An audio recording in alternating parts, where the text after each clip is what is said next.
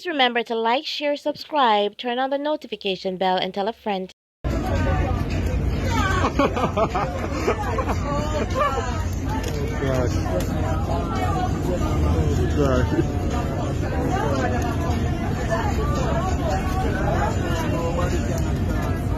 Gosh.